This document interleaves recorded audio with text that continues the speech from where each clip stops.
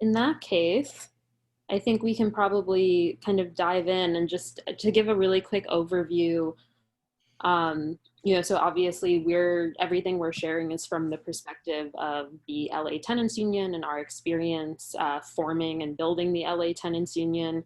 So not like a academic approach. It's based on our own direct experience, and we hope that it will be helpful, or at least some of it will be applicable to what you're doing. And we'll have time to again get into specific questions and discussion about how things might translate into different contexts.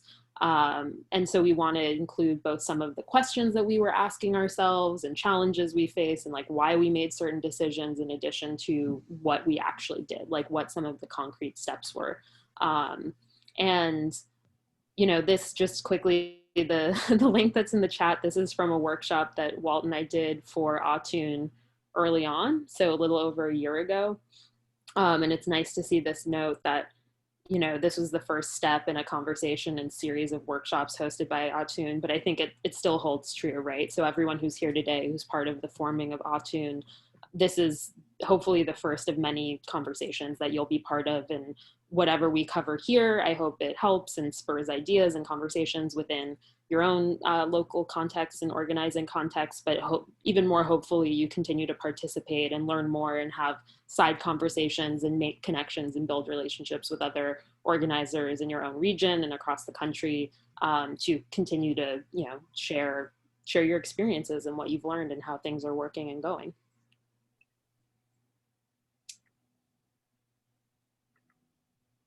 I mean, take the lead into the next part. Well, yeah, sure. I'm wondering, we skip the next part in the agenda that we had was to ask people what they wanted to learn. I'm wondering if maybe we can, since we covered some of that. We did that, I think, yeah. Maybe do you want to move into the next section about questions to keep in mind? Right. So, just for those that don't know about our structure, we're just a very quick overview, and then we can break it down for what's relevant. We started a preparatory process maybe 6 or 7 years ago. Some of us had been organizers in a variety of other movements, sometimes in housing, other things. We also had got together this sort of action exploratory investigation study group called the School of Echoes, to bring together organizers, artists, some activists, to think about what are the most important issues facing our community. How can we bring a kind of participatory learning, action, radical social change perspective to it? And it quickly ended up focusing on gentrification and displacement and housing. And then we ended up, and as those of you heard Christina talk this morning, diving into what is gentrification, and we ended up deciding that our definition of is the displacement and replacement of the poor for profit. And that it's not inevitable, it can be resisted. And one way to resist is by building self-conscious tenant organizations, tenant power. And so we started organizing and linking projects that were already in motion together with each other, supporting each other, and at the same time deciding what kind of an organization we wanted to build, a union. And then we launched it 5 years ago this summer. It started off as kind of one citywide unit, and then we quickly decided that since we needed to be neighborhood based, and since it's a hella big city, that having local neighborhood chapters that were, and we worked towards this, not figuring that all in advance, that were autonomous but linked together into a common organization, was the way that would enable us to grow, to enable shared leadership, to bring in a lot more people, and to be able to reflect the differences of the stages of gentrification in different parts of the city. And then in addition to that, we quickly also started building organizations or tenant associations. or in some cases, particularly the local that Anne's a part of, because it had a pre-existing history, Unión de Vecinos, of organizing block or neighborhood committees. So we have kind of several units. We have the tenant association or a block or neighborhood committee. That's often for neighborhoods where the buildings aren't very big. It might be just duplexes or something, but most everybody's a tenant. Tenant association or block committee, and then local chapters, and then the citywide LA Tenant Union. And then we also have helped start tenants unions in a variety of nearby cities in our county. And of course, then we together with a few other unions helped start ATUN 2 years ago. So some part of that maybe is relevant to you. So let's dig down a little bit into the questions that we asked ourselves as we were going.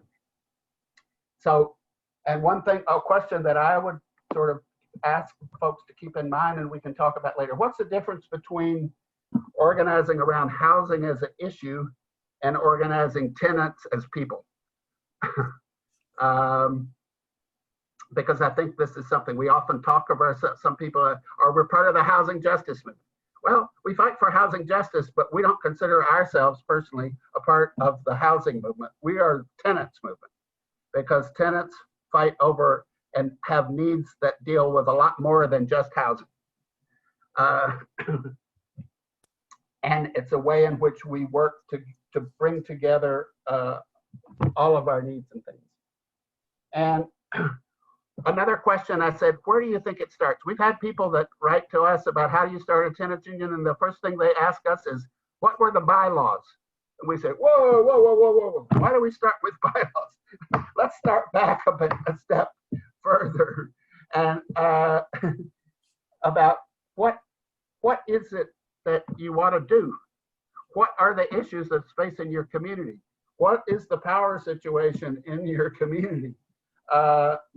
So for us, one of the things that we ended up deciding early on is we didn't want to try to settle all those organizational and structural questions at the beginning. First of all, that's artificial. Secondly, it's going to leave it to the people that are middle-class organizers that are used to being in organizations all the time, and they're going to replicate the same kinds of organizations that we don't necessarily want to build more of.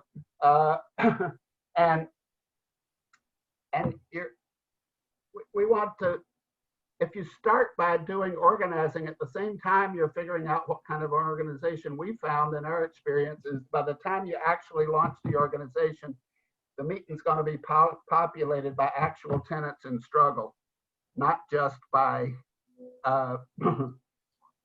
activist organizers, although we need lots of them. So those are a couple things to keep in mind. So I think, as I said, there were 4 things that we came up with as kind of guiding principles in the process of this. We were starting by organizations. Like, for example, we started this and then my building ended up getting eviction notices. We were going to be displaced by a developer. So we started a struggle and we started in our neighborhood. So, and we were then with a Section 8 building in South Central who was next door to somebody else that was a part of our union. So we reached out to them and helped starting their organization of their fight. Another building, a set of buildings were about to be displaced by a nonprofit housing developer. So they could build nonprofit housing, but in the meantime, we're going to kick out 20 rent-controlled tenants, working class tenants in another neighborhood. Shows some of the contradictions with the nonprofit. So those struggles came together with our kind of study group. And some of the principles we came out with is, first of all, every union has to decide this, whose experience gets centered in the struggle. We want to be, and we decided we wanted to be a movement of tenants. Anybody that's a tenant can be a part of it. That means middle class, working class, poor.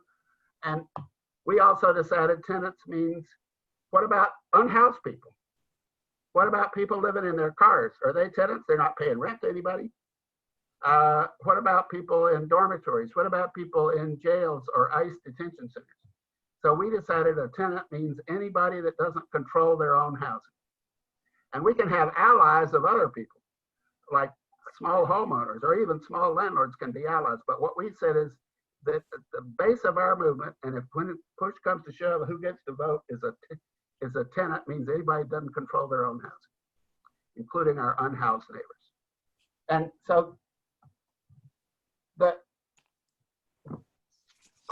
a whole lot of middle class people came in our community of, since 2008, 9, and the Great Recession and everything, and the rising the prices of rents and displacement all throughout the world have come into crisis recently. But poor people have always had a housing crisis. And so this ain't new. We can't say we're starting a tenants movement because there's a housing crisis. Hell, there's always been a housing crisis for poor people and for the bottom ends of the working class. And a lot of times those people don't have a choice but to fight, or maybe they haven't been afraid, or haven't seen how they could activate the potential power. But the perspective is different when you don't have a choice than when it's something that has sort of recently started happening to people of your particular layer. So we decided we're going to center poor tenants. Everybody's welcome, but we're going to center our organizing and perspective on the needs of the most poor and lift up the voices of the most poor. So that gets reflected in how we run meetings, how and to where we do outreach, how we're going to have to confront racism and white supremacy and racial oppression and other forms of oppression within our movement, as well as in the larger society, that we're going to fight to make sure we have language justice so that people whose language isn't English. So that was one value that we committed to early on. The second thing is that we said that organizing tenants is place-based. You can't just sort of abstractly organize tenants against landlords. We do have to fight a whole system that's not just in our city, in our state, in our nation, and in North America or the whole country. But the way in which we all encounter community most starts with the places where we live. So that's what we said, that tenant power is place-based power. And organizing tenants means building community by defending community. And defending community is practicing community. A lot of people have ended up saying, I've lived with these people for 10 or 15 years, but I didn't really know them. But yet we end up having a common threat. So we start practicing community by the need to get together to defend community. And then in other cases, there was already these existing networks of people who were doing mutual aid and taking care of each other, even in our unhoused communities. And we recognize that that's a part of our community, and we're going to build on that. I guess a third thing is that we should look at these communities as that they're ours. The landlord may own the buildings, but we are the community. And we should own the community in every real sense of that word own. So the developers may profit from social cleansing by kicking out people of color, Black people, indigenous people, poor people, but the tenants are the lifeblood of the city. So tenant power is place-based.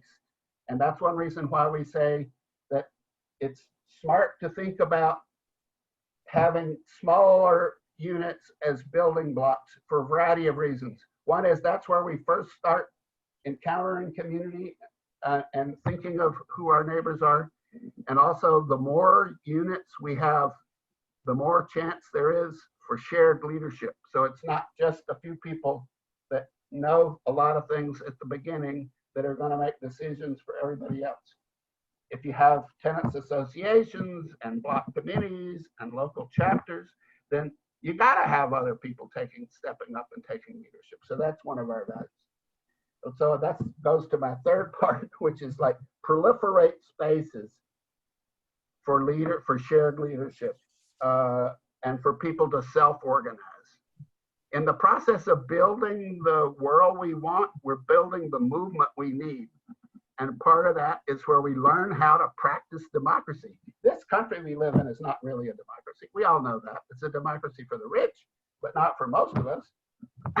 And the little bits of democracy they give us are stuff that don't have any real power, because then once we start really pushing to change things, then they shut us down or put us in jail or send in more cops or whatever. And if they ask us to participate in a community advisory board or a neighborhood committee, it's just a way to tire us down and wear us out and not give us any damn power, or else it's to steal our ideas. So come here and plan this park so that we can make this park that will appeal to the rich people, so we can up the price of the real estate in the area and kick your damn butt out. And in the meantime, they have expropriated our labor and then used it to kick our asses out. No, thank you. That is not democracy. What's democracy is us taking charge of figuring out what we need and how we want it to be organized and who's going to run it. So the more places in our movement we build where people do that, have a chance to do it, and even have to do it, then the more people are going to know how to make democracy work.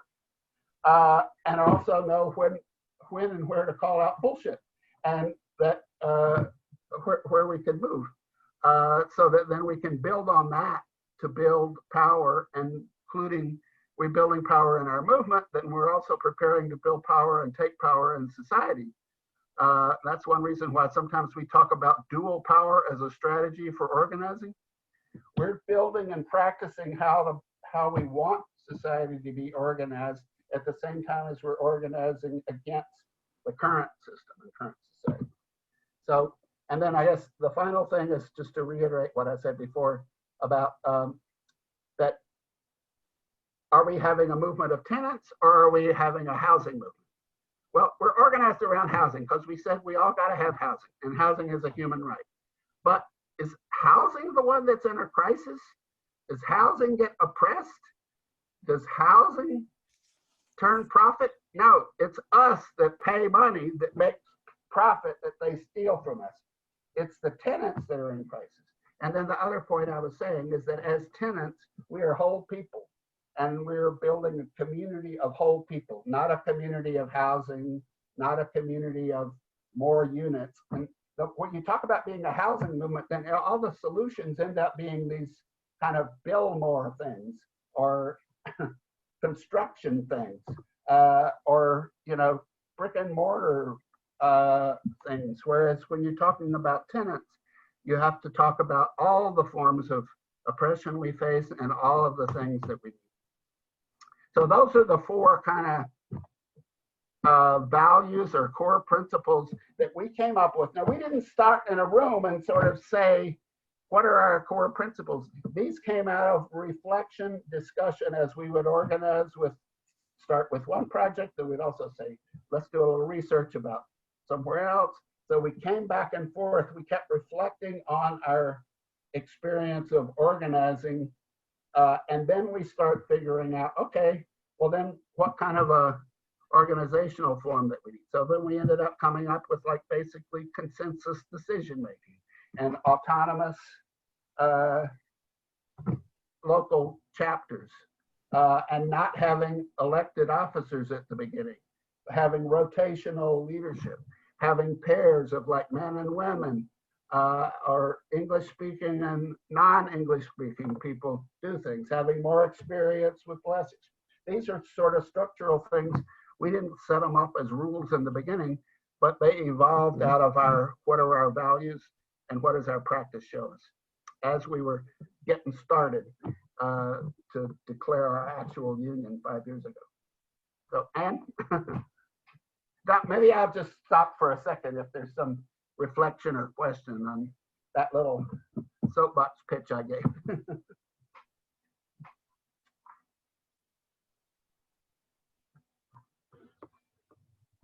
Should we dive in? I can take those first 2 points and the kind of how.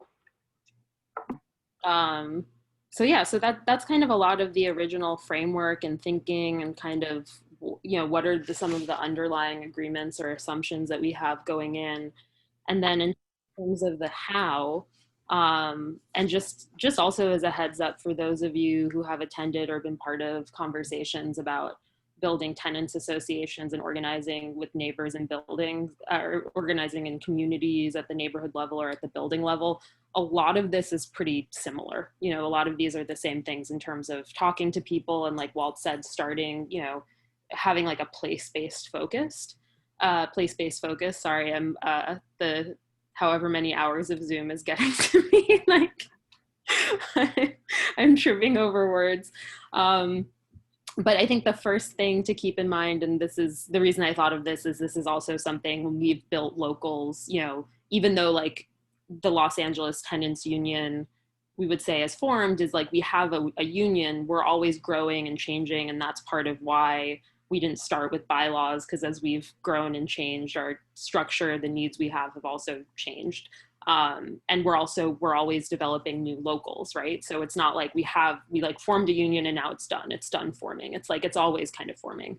And so this first point is something that comes up a lot in terms of the formation of new locals, but I think is really important, which is to kind of have a dedicated, oh, hi, Sunny, a dedicated organizing team. And we usually say ideally 4 or 5 people. It can be a little smaller, 2 or 3, and to kind of anticipate a minimum of a year to get things rolling. And the reason we just emphasize that is, you know, this is kind of snowball work, right? It's like you start with conversations and they kind of evolve and develop, and you start in one place and things build. But so you really need that strong core and foundation to get things moving, as it's not automatic. It's not like dominoes necessarily. So yeah, and to just get people prepared for like, this is the commitment it takes and kind of the time that it's going to take, and to be realistic going in, and also to not get like discouraged, you know, like, I remember the first time I was working, you know, by myself with a building to form a tenants association. It was like the first 3 or 4 meetings, there were like 4 people and then 3 people and then 4 people and then 1 person. And I was like, this is never going to happen. And that reminder of like, it's going to take time, you know, it's going to take time to build this, I think is really important. And then also the reason, you know, you want people is some of it is for labor distribution, right? And to make sure that responsibilities are distributed. Some of it, like Walt mentioned too, is about building leadership and responsibility, and more opportunities to do that. And then also more connections to different struggles and perspectives and experiences. There might be people who are going to be able to connect with different people more easily, who are going to have different understandings of different areas, different contexts. And so the more you can kind of capture that in your organizing team, the better. And then to that point, the second sort of foundation piece is research and understanding the landscape, you know, of what tenancy looks like in your city.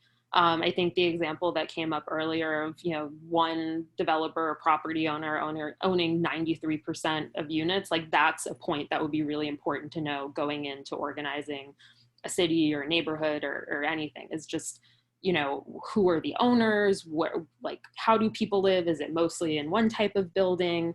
What are some of the laws? What kind of existing organizations are present? What have certain historical patterns been in terms of displacement? Like, where is gentrification happening? Who's being targeted? When we say, you know, the displacement and replacement of poor people for profit, that's kind of what gentrification looks like broadly, but it might look, you know, the specific forms can look a little bit different in different cities, or even within different neighborhoods within different cities. And so having an understanding, and we've listed some questions in the doc that Walt shared, and it's kind of a long laundry list, but even that is not exhaustive. And then the other point is, you know, some of this stuff you're going to be able to find through more like traditional research, like looking up and mapping data, and, you know, it'll be more statistics-y based.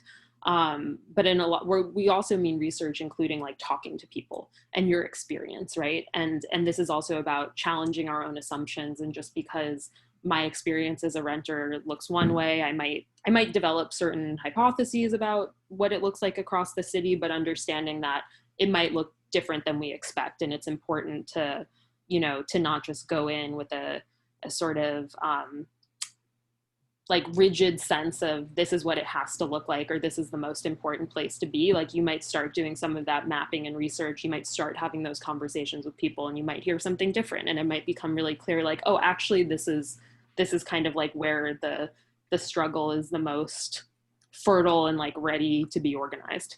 And that's something to listen to too. And I think that's another important question, is it's like, where are people ready to like fight and organize, which is not something you're going to find from any city database. So with that, I will turn it over to Walt to talk about the all-important workshop.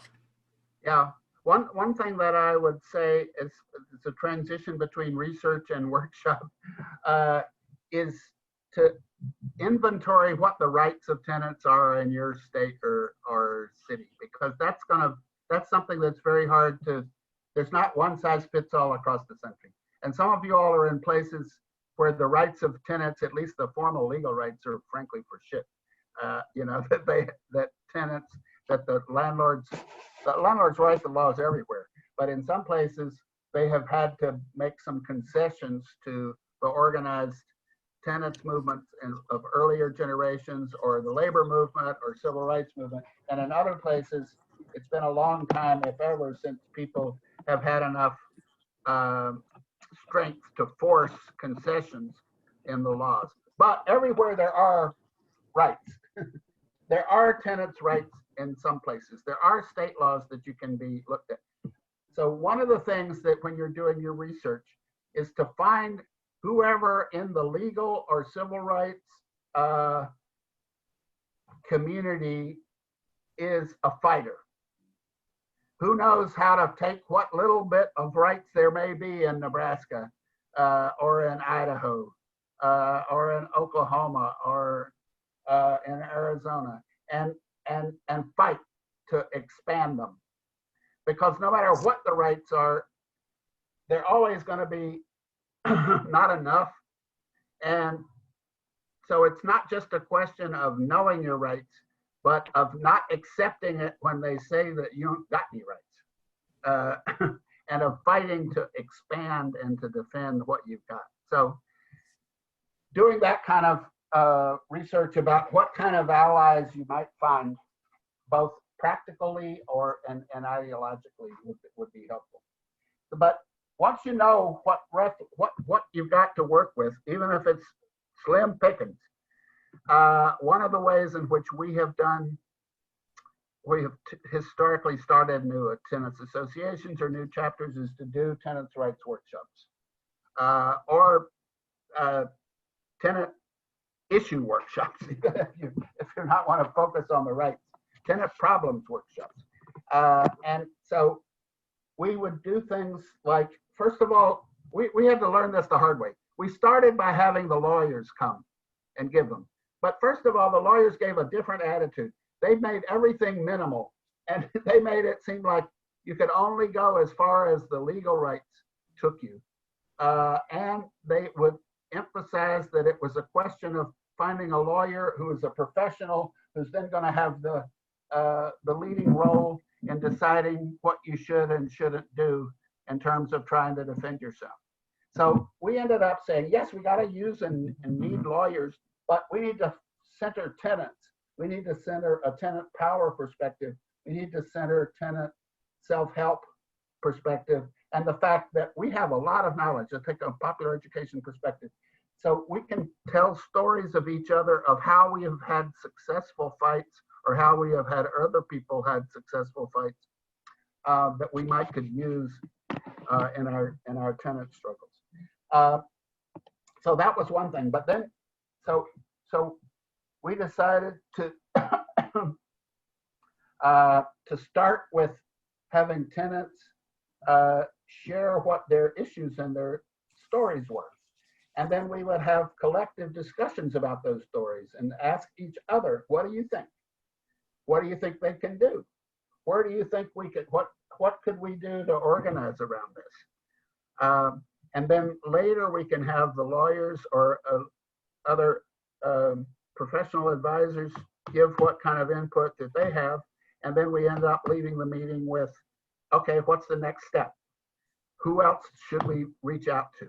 Who else can you bring to the next one of these workshops?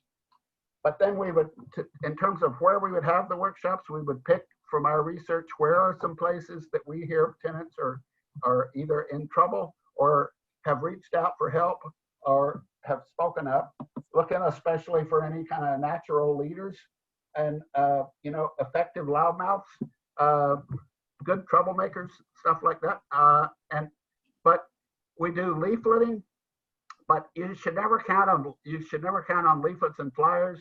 Most organizers will tell you to be by itself. You got to do personal outreach, knocking on doors, talking to people on the streets. We would pick the space. We would usually try to set up 2 or 3 of these in the same general part of the city or the county, so that if the first one's a bust, we can maybe learn from that experience, and the next one that we schedule for 3 weeks later. We got to find a place that people know or feel comfortable to, that's accessible. We got to, in our community, have arrange interpretation equipment so it can be bilingual, making the outreach materials bilingual. Coordinate refreshments and kid care. And start the intensive outreach about 2 weeks ahead of time. And then, like in kind of organizing 101, when you're doing outreach 2 weeks ahead or even a week ahead, you have your commitments of people to come, you have their numbers, and you're going to call them again 3 days before, or you're going to call them again the night before, to make sure that people are reminded that this is going to happen. But our basic tenant workshops are still, that plus actions are still our main way of making first contact and scouring the community for people who would be interested in helping start a union or a TA or a new local.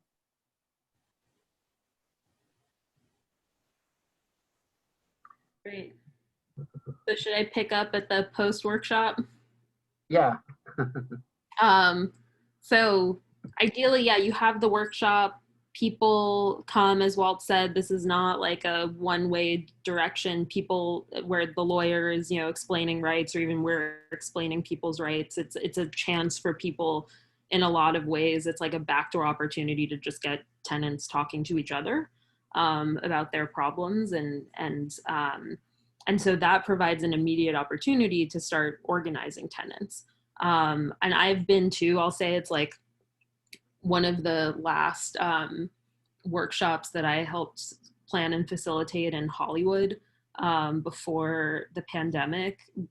It was in a gallery that was sort of where it was hard to find the entrance. So I put up a sign outside, and we had people just like coming in off the street who were just like, I'm a tenant, I'm struggling, I want to know what's going on. So there's always opportunities, right? And people will come in, they'll share what's going on. And then, so I found it really helpful to have, to follow up, and we've all found it helpful to follow up. That's necessary. For me personally, like having the plan in advance for how you're going to follow up, like who and when and how, can be really helpful. And then just the mechanisms, but then within that initial workshop or meeting, like listening to what people's concerns are and kind of framing the next steps about sort of like, okay, so coming out of this, like, what are we going to do about this? And planning a follow-up meeting. So for example, like a building meeting, like if there is one tenant or a few tenants that come from a building that are having an issue, like plan a meeting with them with the idea, or like the plan of like talking about how are we going to resolve this issue together. And that's the first step. And then from there, you can start to introduce the idea and share experiences of like why to form a tenants association or a building association. How are we going to, thinking about how are we going to solve this problem as like neighbors in our immediate building? What are some tactics we can use? Why do we need to work together? Because from there, at a certain point, you're going to come up against a sort of wall most naturally of like, why would you need a larger organization or structure to support that? which is all again to say like starting from where people are and the immediate problems that they're having and the immediate relationships and connections that they have, and sort of building outwards. And listening, again, it's like this has got to be the same thing with the workshop. This has got to be about listening to what issues folks are having, listening to what they want the outcome to be, right? This is not us coming in and saying like, here's what you need to do, but really listening to like what folks' priorities are. And then to kind of reiterate the point that I made earlier about expectations, it's like this can be really slow. This can take a long time. You can come in, there can be conflict, there can be concerns. People might be at different levels of readiness of how much they want to organize or are willing to fight, or kind of what some of their expectations are, what people think might work. Like some of the solutions people might come up with at first might be the ones that we know aren't particularly effective. You know, like we're gonna, I don't know, call our city council member or something, you know, something that's like more about legislative and policy solutions and less like organizing solutions. And so then, you know, figuring out and kind of working together about like, why do we need to be in solidarity with each other and organize together and sort of form these relationships and this structure. So yeah, so starting from there, and again, to emphasize that this process of building the union or building the local or whatever has to happen like at the same time and in parallel with organizing tenants. They don't exist separately from each other. They're going to inform each other. For example, sometimes out of the first workshop, we may have people that are willing to step up and said, would you like to help organize the next workshop? And then get them together right before we leave, or a separate next meeting to start planning the next workshop with people who've come to the first one. And even if it's just 2 or 3 or 4 neighbors, likely they often can come up with ideas, and they'll say, oh, we got to have food, or well, you had food, but it wasn't the kind of food people in this community really like that much. So let's let's think of something better. Or we can, hey, I know somebody who can do this, or I know somebody who can make a really dynamite flyer.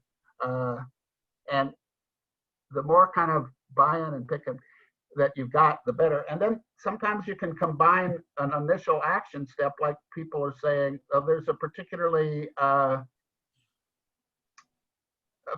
outrageous habitability issue. Like we got rats in a building, and there might not be tenants' rights, but there's health, you know, there's health departments in almost every city.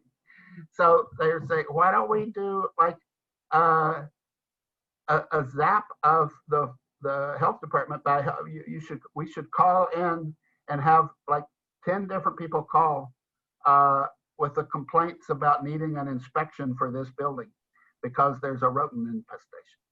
And there's something that people that are at the meeting, both, you know, organizer activist types and rank and file tenant types who can join in and do it, or that maybe it's kind of a lame example, but something like that. Sometimes the landlords just call up and complain, how are you mistreating this person or want to put them out on the street? You ought to be ashamed of yourself.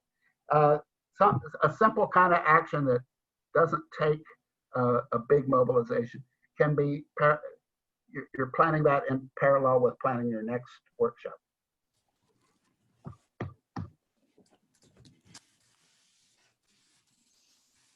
Walt, do you want to? I have the next thing. Yeah. Yeah. So then, I mean, this doesn't happen necessarily in all this space, but I mean, on a direct set timetable. But what we did was a town hall out of our tenants organizing. You could say a town hall are your first public meeting.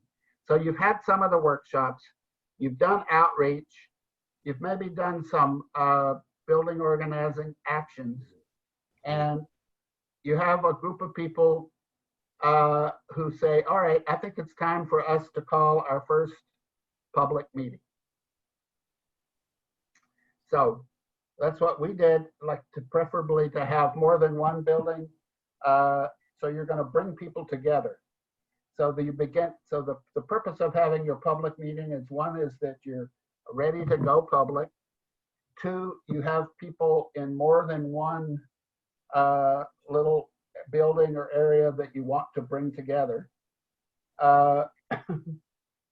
to begin to form active solidarity. People can see that maybe their experience is particular, but it has things in common with people in another part of town, or from another race or ethnicity or specific community. So we did,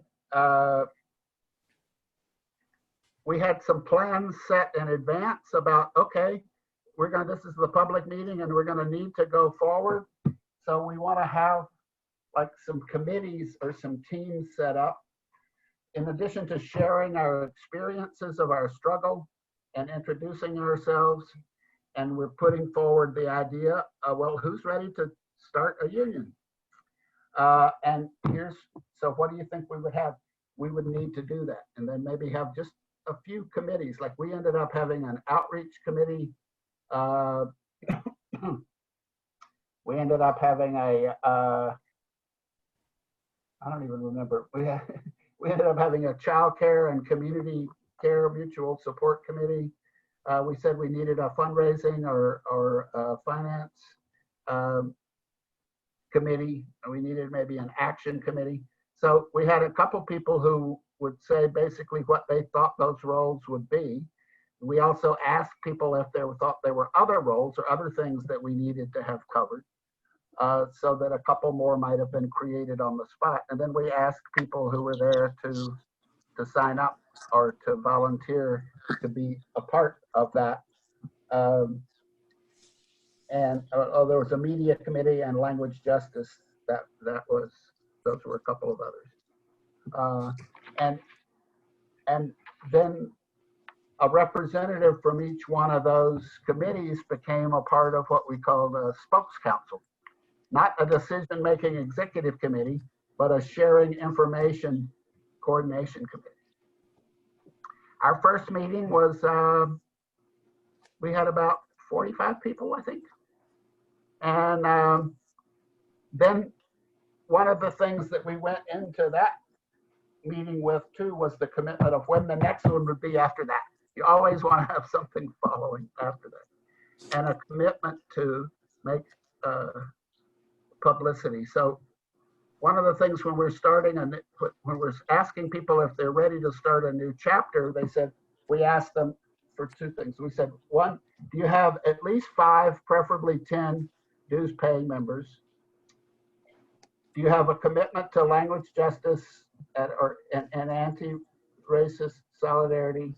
Do you have a commitment to meeting regularly, preferably at least twice a month, and at a definite space?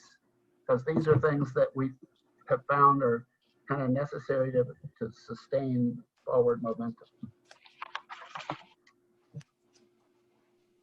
I'm thinking, is it okay, Walt, how do you feel about this, if I just run through the additional points to consider?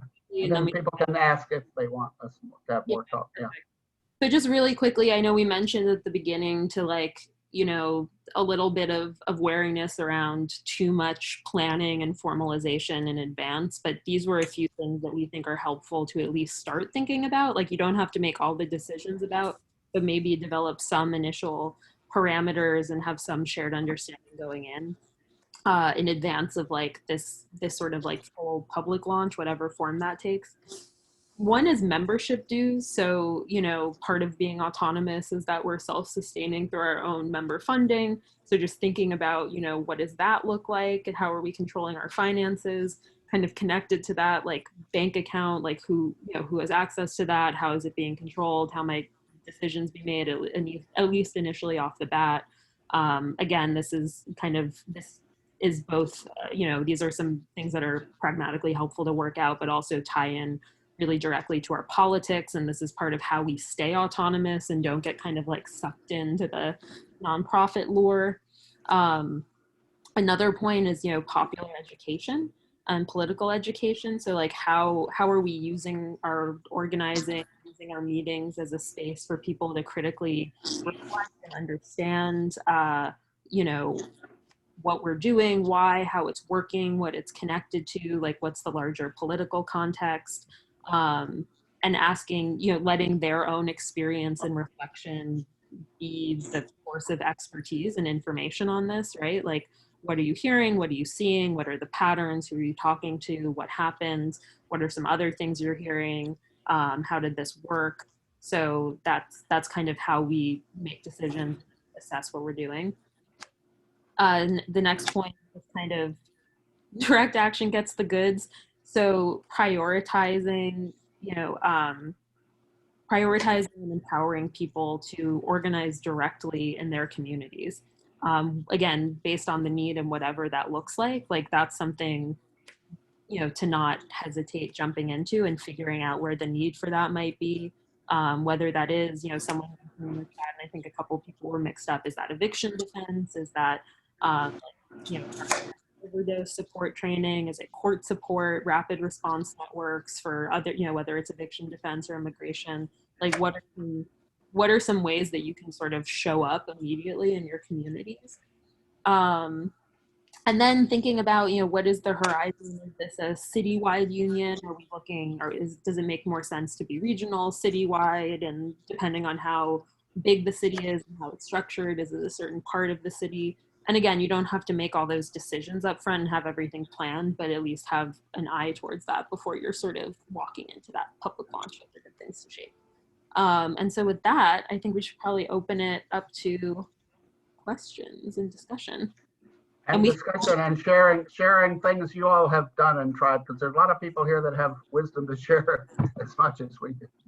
Yeah, and what's worked for you? Like, what are some things, maybe there's stuff you mentioned that you found really helpful or was a big success in where you're organizing? Or if you'd like to go into more, some particular questions. So, floor is open. Could I ask, like, could someone, and it could be either of y'all, Anne or Walt, or anyone else, just speak a little bit in like detail and specificity to like the experience of kind of going from like you have a building level campaign, maybe it's like your first building, you haven't like created like a tenants assembly or like a structure yet, but like it makes a lot of sense to both to like have some protection from retaliation, not so much in like the legal protection, which is not worth much, but in the sense of like we're an organization and we're building a culture of like we have each other's backs and we're like building something that will sustain and grow. Like just I don't know if someone would be open to just talking through that somewhat, like what have been people's experiences of that? What are the conversations like with tenant leaders who are organizing in their buildings? Like I think a lot of instincts about how that could go, but I would just love to hear some people's experiences. I'm happy to share my experience, but I think before I jump in, I'd love to hear from anyone else in the group who has experience, either, you know, organizing buildings and forming, you know, tenants associations and building associations. What has that progression looked like in terms of conversations?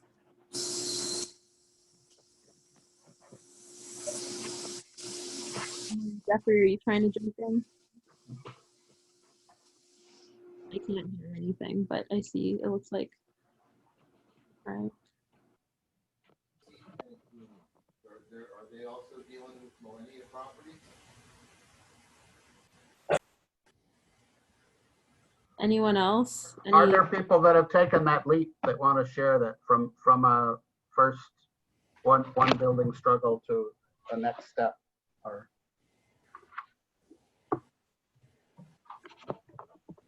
I was just going to say that from the intimidation standpoint, the only thing that I found helpful was to show people that there are laws that protect you from harassment and to specify which ones those are. I created a Google Doc and put everything in there so that people can read up on the assembly bills that protect you from landlord harassment, or if your immigration status is a little precarious, that you know you can't be evicted or harassed based on those things. Unfortunately, though, and I can't answer your question because I'm having troubles even with that, getting people motivated and to really take the next step beyond just meeting. And I've only met once as a big group, about 10 people in a building of 50 units. And then maybe 3 or 4 times after that with individuals. And it's been about a month, and I know I keep hearing, I keep asking this question, how can I motivate, how can I inspire, or possibly guilt people into taking, a more active role in standing up against the landlords, but that's where I'm kind of stuck. But specifically to the, harassment issue, I think showing them that there is an actual law, something concrete, at least from my point of view, that goes a long way. But I think that, well, I don't want to be too focused on that because again, like I said, I don't think it's worth that much. Like just the laws that are supposed to protect tenants don't do that much to protect tenants, and that's been people's experience always, and that's like still going to be people's experience. So I think I think it can be worth naming, that is a thing without putting too much emphasis on it. But I think like the conversations that I'm imagining, this is like coming up really soon, so we've all been talking about this a lot, is like, and we've had these conversations with some tenant leaders and it's been more just like, this might be a thing that makes sense for us because, we know that this fight needs to sustain, and so we need to hold the commitments to each other and start to kind of build something that we know is going to last from this struggle to the next struggle to the next struggle and keep getting stronger, and we need a foundation for that. So like that's more the like nature of the conversation that I'm imagining having, and like planting the seed of a link to a bigger vision that like this could be the first chapter of something where we like fight your landlord by organizing in their other buildings, and then even other landlords beyond that. But yeah, I'm that's more, I think, the direction, but and also I think what you're saying can be helpful as a piece of that conversation. But yeah, it would also be interested to hear how that's gone for people. What's your schedule like before you show up? If I may throw in one thing in answer to that, one of the things that has been an important piece for us is preceding that kind of posing of a meeting or an actual announcement of a local or a new union, with making a special effort to get people to go in solidarity to another struggle in another building or another part of town, to have them and to invite other people over to yours and to then go with you or a few of your neighbors to theirs. That kind of, it's a combination of, I mean, even if it's just a small, like a social event, a potluck meeting or something, or of mutual support, that we found amazingly powerful. Like of monolingual Spanish-speaking immigrants in Boyle Heights going to South Central, Section 8 building of mostly African Americans. These were communities that are segregated by the structure of our society and the geography of our city. But when we came together in a potluck or in a solidarity action against a nasty landlord, it made a lasting impression on people. And they were more willing to then take the next step of going again or of getting together with people. And not to speak of just the social connection. Yeah, I think this element of like creating space for people to talk to each other is really important, and to this idea of like, again, of the progression of like organizing within a building, just in my experience and expectation. Like, I guess in COVID it's been a little bit different because there have been certain time sensitive things, but outside of that, like, again, it's this kind of snowball, like, the first meeting is maybe just like, what are our shared problems?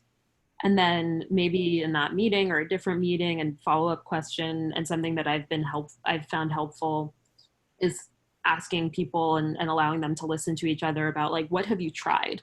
Like, what are the things that people have tried already in terms of dealing with these problems?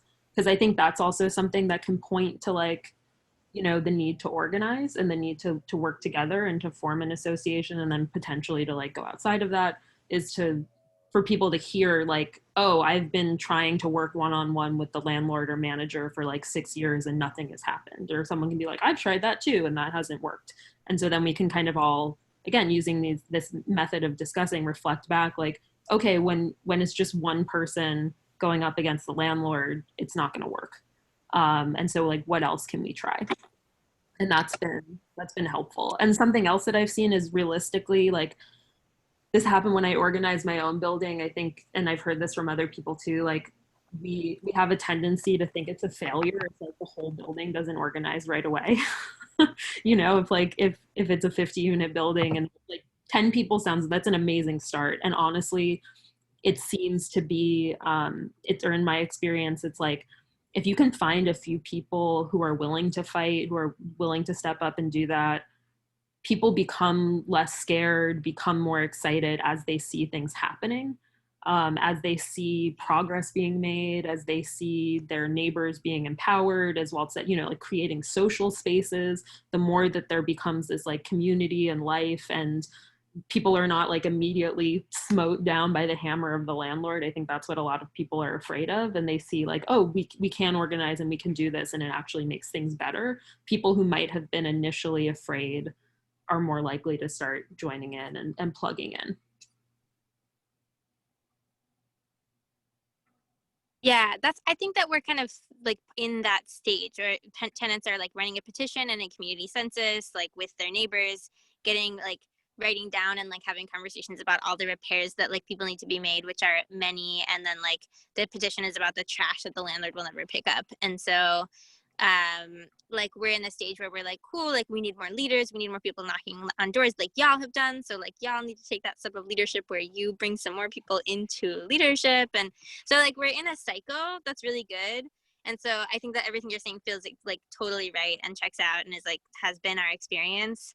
And so then I'm like, okay, so I think we're at this place where it makes sense to like introduce this idea. I really like what you said too, Walt, that like, and we've had a little bit of like also tenants just because we're like in buildings in the same neighborhood, so people just will like happen into each other's meetings in a funny way, and it was cool. So we're like, oh, we should actually just invite people, like some people from this apartment who are leaders to this other one. But doing that with some intention feels like a really good move.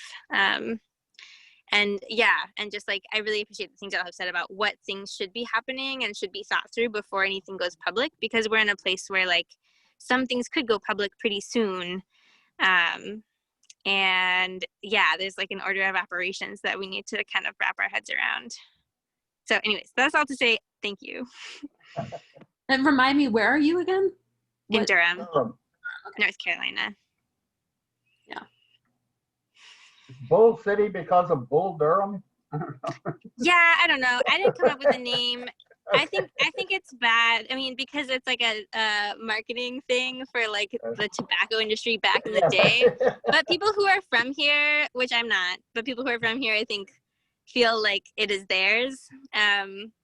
Which I guess that's what matters. So. Yeah.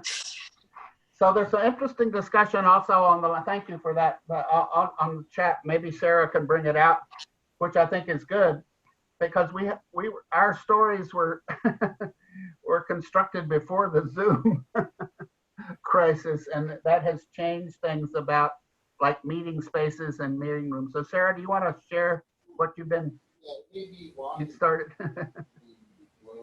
I'm in the kitchen cooking, so I've been off screen, okay. but I'm listening.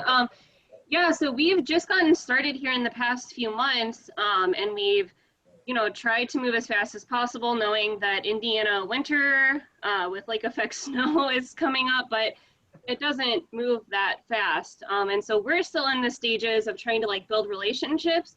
Most tenants don't know each other, and trying to make those connections, which it's starting, but we're running into a huge issue with meeting. Obviously trying to avoid meeting indoors. The complex we're working with is kind of far out from the city, so there's no like park structures or anything like that, even to protect from the elements. And then we were gonna try to meet indoors, like with everybody having masks on, but cases have gone up so much in Indiana that it's like everywhere is just, well, not everywhere, anywhere that's responsible is starting to close down. So we've been meeting in a parking lot, which hasn't been great anyway, but now is even more difficult because we're just like out in the middle, of a big parking lot.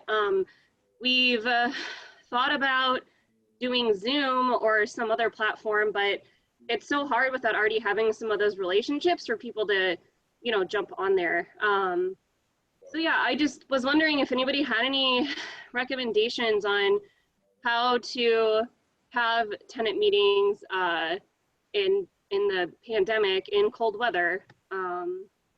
Thank you. It's a great question, and we in LA are probably not the best to answer. Yeah. We've had some challenges this summer because it's been really hot, and that's definitely posed some challenges around meeting outside, but probably I don't think to the extent, you know, I think we've been able to like work around it in terms like in my building, you know, like working, like meeting really early. And then there have been a few like indoor spaces we've been able to use. But I think that's somewhere I'm very curious to hear from folks in colder weather places. We have done park meetings, outside meetings in the summer, and that's been very, you know, helpful. But this is more when we've also had combination indoor virtual meetings. Like we have a space where a certain number of people can be in a spaced out in an indoor space, and the rest of us are on Zoom or a virtual platform. And particularly for new people, being able to come to an in-person space, even if there's 10 people there, but then the whole meeting is 30 people, it's a little awkward, but it has worked. It's kind of in our local, we have a space in Boyle Heights. So usually every week there's maybe like 5 to 10 people who go to that space, and then there's individual people who Zoom in, and then there are a few buildings, including mine, where it's like we have a big backyard. So my neighbors will meet in the backyard, and then we'll have folks from a couple other buildings come. So there might be like 10 of us in the backyard, and then a few other places like that. So it's like a little bit of, you know, nodes essentially, and then we're all on Zoom. It's kind of a zoo. It can be kind of hard to manage, but ultimately it works. It's better than having people not in the meeting or not participating. And also because like in my building, I know something that we've definitely struggled with too is less of the weather and space issue and more of just like technology and access, and like not everyone has a phone, not everyone has a laptop, not everyone has internet access. And so how do you work around that? Another way in which we've made contact with new people, but once again, this doesn't solve the cold weather problem, is doing what we call outreach crawls, like little marches through the streets of high density tenant neighborhoods with a bullhorn, and sort of encouraging people to come out to the sidewalk or the fence and talk with literature, and so it can be spaced out. But a lot of people come out. First of all, it's something to do, and you know, and they want to know what's going on. Who are these people making noise in our neighborhood? And then they hear it's tenants. Oh wow, really? And it's been a way to reach new people when we couldn't go door knocking, so we do these street crawls. But does anybody have any bright ideas about how to do winter gatherings? I put this in the chat, but we have been talking about like getting some really big tents and like space heaters and setting them up like semi-permanently in people's backyards who are like renters who maybe have backyards who are near to like complexes we're organizing in, which sounds like pretty out there, but is sort of like, we're like, what else are we gonna do? And I think it could work, you know, like street lights and shelter and like heat. That's all you really need. I don't know about Michigan City. What do people do in the wintertime in general? I guess when you have indoor spaces, it's not a problem. Yeah, that's kind of the thing, is that usually we're just inside all the time. So it's kind of figuring out how to be creative without that. I do know when like the city has bigger festivals, they'll do that. They'll have the big tents, and they'll have, you know, those outside heaters that like restaurants will have on their patios. So yeah, those are some good ideas. And I'll try to stay connected with you folks from colder weather areas and see if we can share what works and what doesn't work. Tomorrow, by the way, we are planning to have some regional meeting by regions. So the Midwest or Rust Belt meeting might want to take this up. Yeah. But one of the things that, you know, the idea about the tents reminds me, sometimes you can do things that are going to be really labor intensive, like setting up a festival type, you know, tent and heater gathering. But you can count on doing one or two of those to then recruit from, and people then, you'll find a few people who want to keep involved even when you don't do it that way every time. In other words, that's the way you get some new people and new members who then will follow up on virtual meetings or smaller spaced out meetings. I mean, you know, if you already kind of open the door for people, it's just a matter of like, you got to follow through and build a relationship. What are some other questions or challenges on people's minds?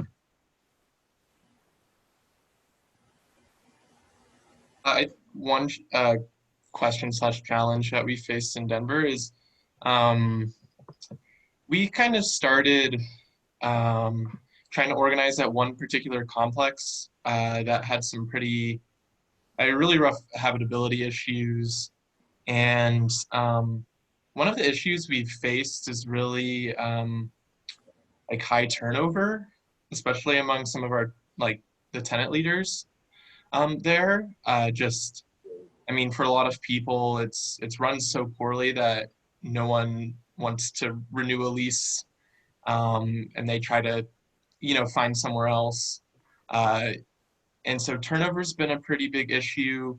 And then also, like, I think one problem we've had is sort of scale. It's about 1,000 unit complex over like 40 different buildings. And I think we've kind of run into issues in terms of maybe spreading ourselves too thin, where maybe we should be focusing on like one building at a time. One building is probably about like 30 people.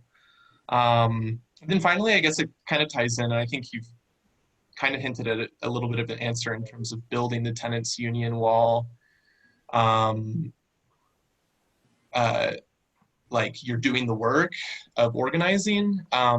It's sort of like we kind of felt like maybe we're having this sort of like chicken and egg problem. It's like, do we form a citywide tenants union, or so that like other people can join in on the efforts and like, you know, we advertise that as such, or do we try to focus on building like a strong tenants association in one place first before expanding? Actually presents itself, you're ready, you know? I mean, and so I don't know, does anyone who's had similar experiences or come up against similar challenges want to respond? You know, all due credit to you guys for just like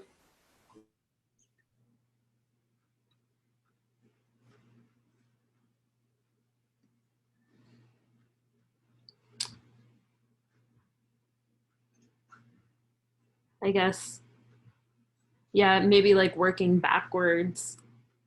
I think like it's, you know, I think these questions about how do you plan and build a union and how you organize, they inform each other, they work together, right? So it's you know, it's not sequential, it's not an orderly process basically. So I think it's probably good to like check in, like as you're organizing with these particular buildings, like what does that suggest in terms of what your next steps might be? And like something that immediately brings to mind, or that I don't know, is like, is that typical for how, you know, like how tenants live in Denver, right? Are like complexes like that really common? Is that like, yeah, and some of that you'll find out as you're organizing, as you're doing it. What are the unique challenges? What does that look like as a site of struggle?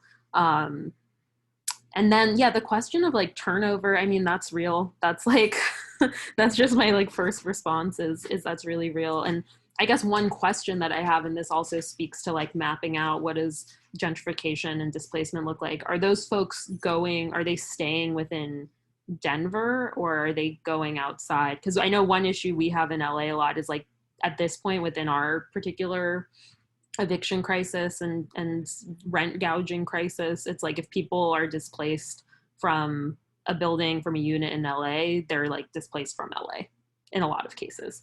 But I don't know if that's the case in Denver. Yeah, there's a little bit of that, although probably most people are just moving further out. So from like Denver to like the suburbs, Aurora and such. And this complex that we're at is actually pretty far out, like on the very outskirts of the city limits. So there are like a lot of similar types of complexes there.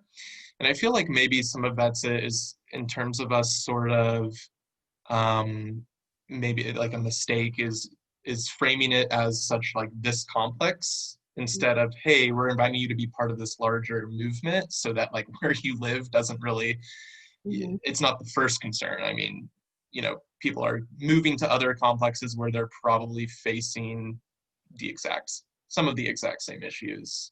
Yeah.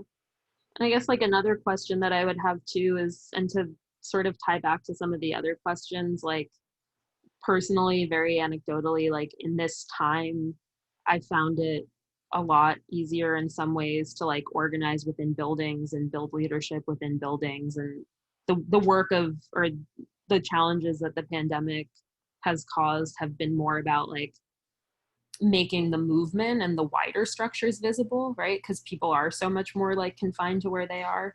And so it's a lot easier to say like in my building and other buildings, like let's have a building meeting because people are in the building all the time. So there you go.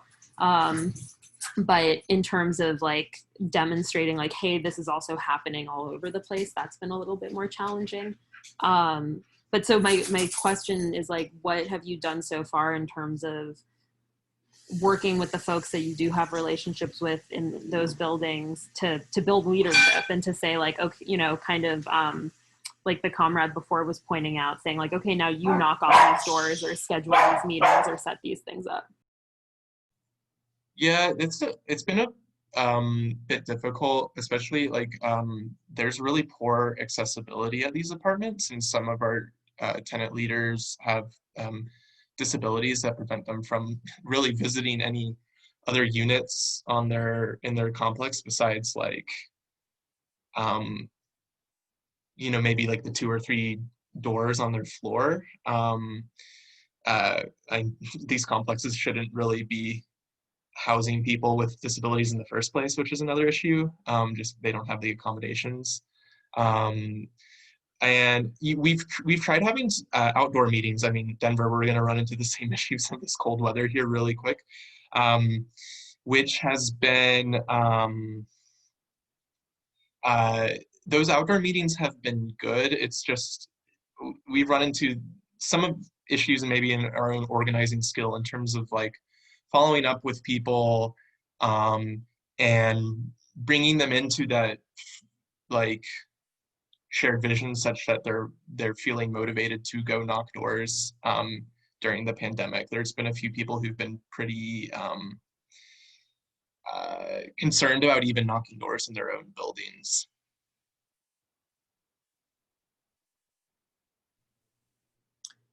Anyone else have any experiences with that, with building leadership? Or sorry, Kathy, do you have a question or you want to share an experience?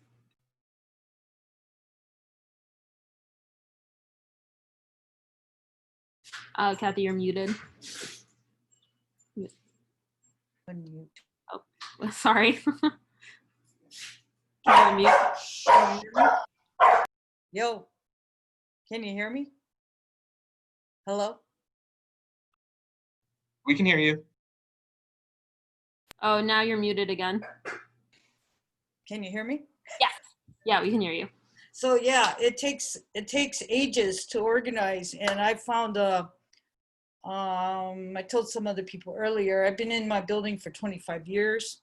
We've had over 13 manager real estate companies right now, and I think looking back at some of the things that people have said, we could have, or I could have initiated a tenant union much earlier, like 2 or 3 years ago. We were doing petitions over a tree getting torn down. We won that, not getting the tree torn down.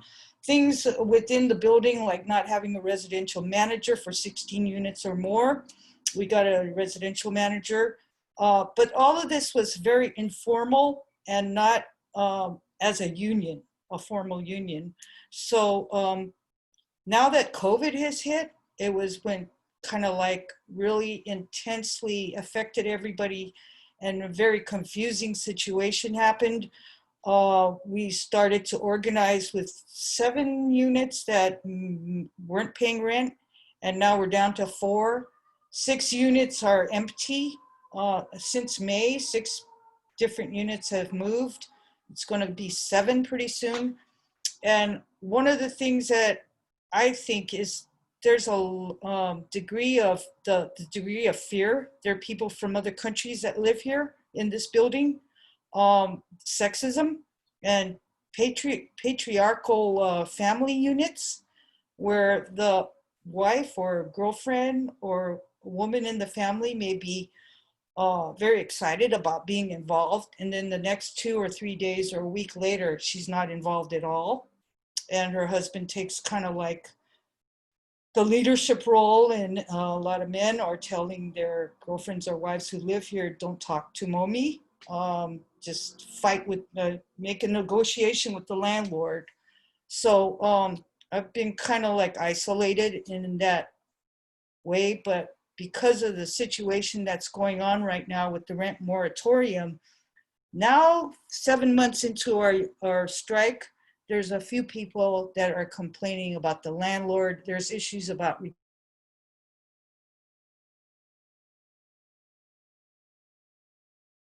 I'm kind of like people that are in the building. We have 37 units to reorganize, and it's not over yet. It's just I think there's that fear. There's sexism. There's people fearful of the immigration department. So we have layers and layers of issues. People fighting with each other. We're all stuck in this building. Lots of people haven't seen each other, don't know each other, and now we're in this building all at the same time, and we're getting on each other's nerves. So we're standstill right now, but it's not over. I continue to email people about what's going on, not expecting them to support it or not, just sharing information so that they're aware of the different issues that the city of Oakland and the landlord is, whatever's going on. Does anybody have comments for Mommy? I would just say you're awesome fighter, Mommy. Thank you. Pamela, did you get called Yeah. on? I see you were on stack early. Yeah, you know, what she just said about the emails, and I say this for the young man that was in Denver as well. If you only had 10 people, if you had email and phone numbers, you guys could stay in contact in that manner. I know it's not what you want, but you have to have some kind of communication with each other. Or maybe put a phone tree together so that you guys can contact each other in your building. The other thing that a few of us are doing, and I work with other organizations that provide food during this crisis. So I've been bringing food home, and I deliver it to as many people as I can. We get free food through food banks, and I share it with the tenants in the building. So that's kind of like food is an organizer, I believe. Yeah. Food is a unifier. That's very good. Food and concern. How's your family doing? Is anybody on COVID? Nobody in this building is, as far as I know, everybody's been either an essential worker, working and paying their rent, or borrowing money, but we all kind of know what's going on with each other indirectly. So food has really been a big part, and people are coming to my husband and our door to give us food. I've seen other people starting to share food with other units too. So that's developmental, you know, and it will happen and grow, because I think that's one of the things that does work the most, especially when there is a crisis like right now. where there's limitations on people's economic ability to buy food and even going out and getting food. Yeah, like Kevin says in the chat, what about getting others in the building involved and helping deliver the food to their immediate neighbors? And you're saying that's kind of happening spontaneously. If somebody brings you food, it's just a bit harder to start drama with them, Kevin says. Yeah. I had a conversation with some folks recently, and I just want to echo that. I think food is always a great idea. Food distribution, sharing food. Like, someone who I was talking to recently said something about how, oh, I could only get people to come if there was food, and sort of implying like that's cheating. It's like if they're not coming for the pure like commitment to the movement, and it's like whatever gets people in the door. Like it's not, that's part of it. Like feeding each other, sharing food, building community, helping each other meet our needs. Like that is totally part of it. If food gets people talking to each other, seeing each other as like the first line of response, like that's totally something that like happened in my building and other buildings in our, you know, this question of like, okay, people need food. Like people are food insecure right now. It is hard to get food. We also, my building is across the street from our city council member's office. They do a like free food distribution thing through one of the churches. And we found out through one of the neighbors who gets food through that program that they were sort of requiring people to demonstrate that they were like paying rent or trying to find work and like stuff like that, all this like means tested bullshit. And so for us to be able to say like, no, you can have food and there's no requirement, and like we're going to help each other get fed and find food, is also an initial way of showing people like this is what we're trying to build. You know, that's different. It's like this existing system will only feed you if you meet these criteria or whatever is going to make you jump through these hoops. But just starting to like the tenants union, the tenants association, your neighbors, your community, that's where you can get fed and you can help feed other people without all this bullshit. Yeah, and I don't think it's a bribe or a come on in any way, because our motivation is not to literally sell you something. It's to bring people together, to collectively act in opposition to the fact that this government and this system is not compassionate. And we are. I mean, we're doing the right thing. We're fighting for people's rights. And I like that tenants movement as opposed to a housing movement, because the tenants movement is something that's lifelong. You know, there's people that will always be tenants. There's people that'll come and go. There's people that'll buy houses and leave us and say, oh, we'll see you next year and we'll visit, but they never do, you know?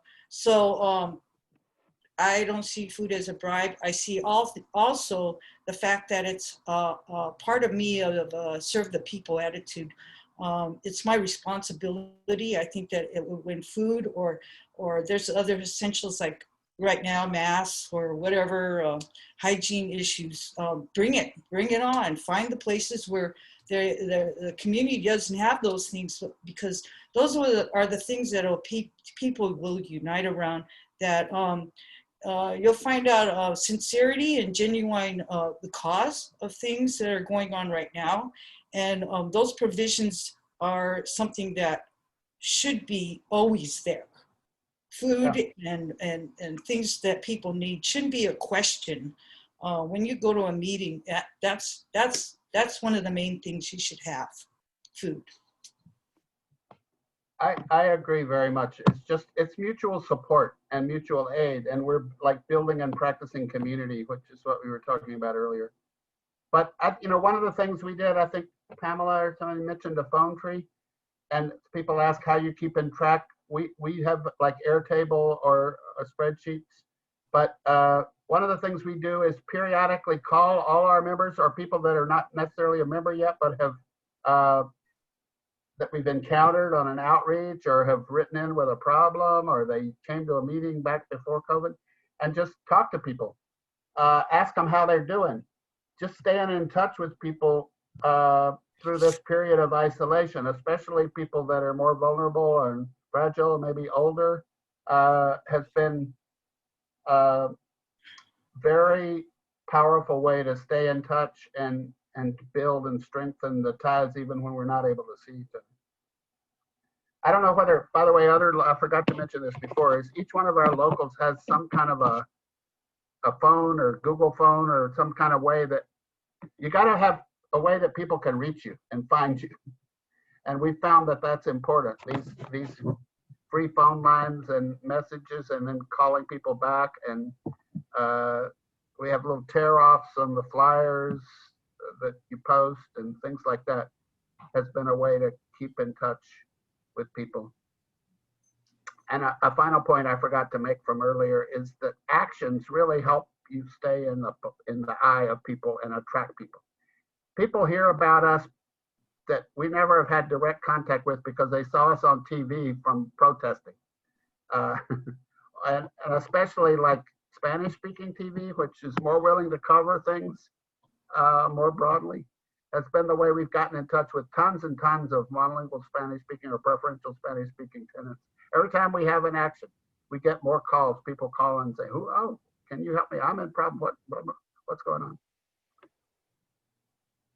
And also people say, "Hey, that group must be doing something because I see them on TV, or I see them standing up to the landlords or City Hall." So that attracts the kind of people we want to attract.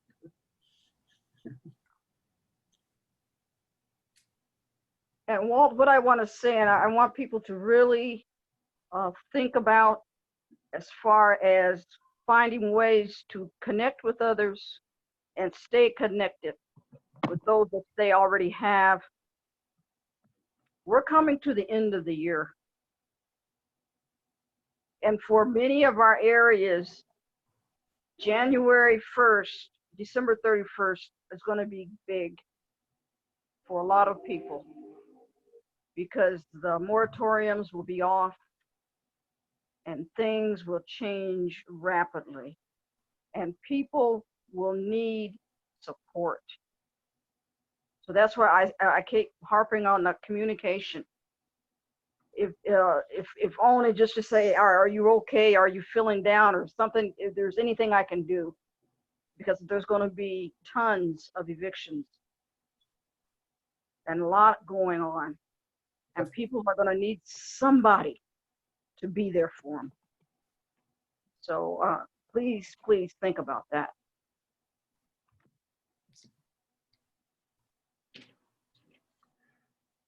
We're coming to the end of our time. I really appreciate people hanging out with us and sharing your stories and questions. Are there any last minute burning desires, thoughts? I do a last question. I'm looking in the chat to see if I'm jumping in front of anyone. Maybe no. Can I ask a question? Go for it. So I'm just curious to hear from some folks, and maybe just in short form because there's not that much time, but just like how have y'all been interacting with the CDC moratorium? Where we are, we've done some kind of new canvassing with it as like an organizing tool where we talk about how like full of holes it is, but also like who can use it and how to protect yourself if you're going to use it as a kind of like a tenants' rights, just like in this moment kind of informational thing, and just a way to establish first contact, and then as a way to like protect like some of our leaders in a little way. It actually has been very effective for some people and also completely ineffective for some people. And I'm just wondering like how y'all have been engaging with the CDC quote unquote moratorium where you are.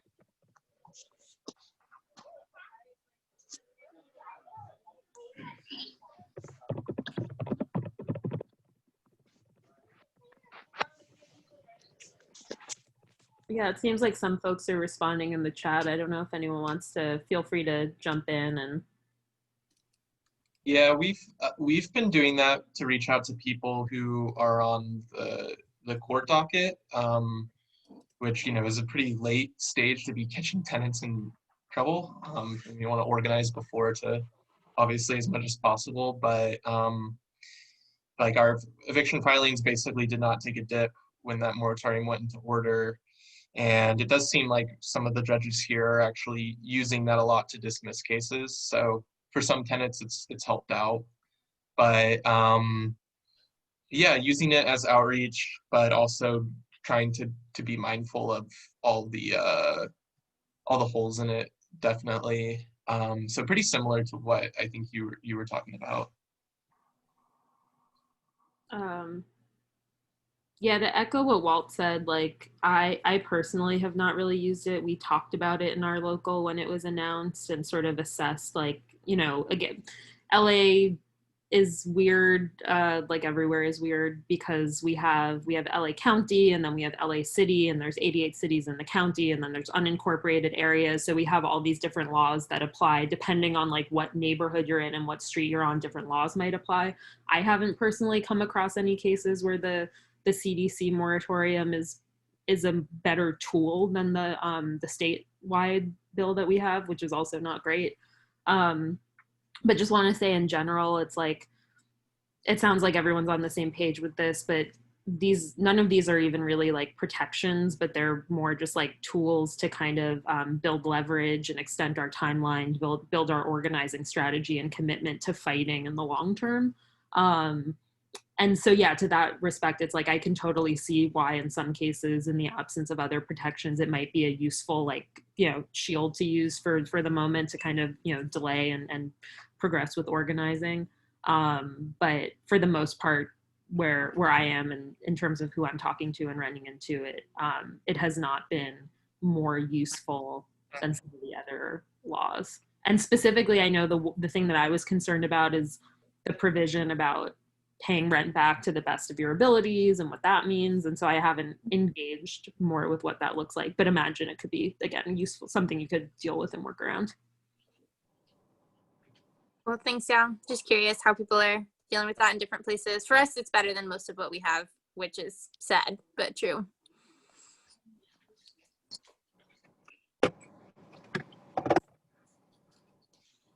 So folks, thank you all for a wonderful afternoon and a whole full day. I've been excited by this conference so far, and the fact that we are actually doing this. I mean, we had wanted to have an in-person convention in LA in September, and maybe next year we'll get to do it. But this has been a nevertheless fantastic start of showing to me what kind of energy there is across a wide swath of the country. I mean, from Michigan City, Indiana, to Boise, Idaho, to Tampa, to Phoenix, to Denver. It's amazing. I'm very happy that you guys had it through a virtual means instead of in person. I would have never been able to attend if you guys had it in person in LA. And you were great. Thanks. Yeah.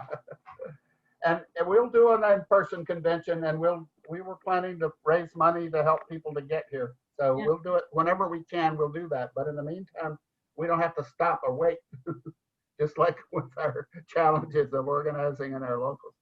Totally. Thank you all for being here. This is so cool. I think I maybe mentioned this at the beginning, but yeah, it was weird when Walt and I were sort of doing some last minute planning for this, and I tracked down the document and I was like, oh my God, September of like last year. That's wild. And that was when ATUN, we were just starting to do regular workshops. And I think up until that point, the calls had been much more like, let's talk about what's going on. And it was when we were starting to get more like formal with things and kind of and have ATUN be a space for like sharing strategies and stuff, which was an exciting turn of events. And now that right now, you have to first. So we'll see y'all tomorrow, hopefully at one session or another. We're going to post the Zoom links for the meetings tomorrow in a little bit. So check back to the program. Yeah. Welcome, my name is Liz. Thanks, yeah. Take care. I'm gonna end the meeting. Yeah, go ahead.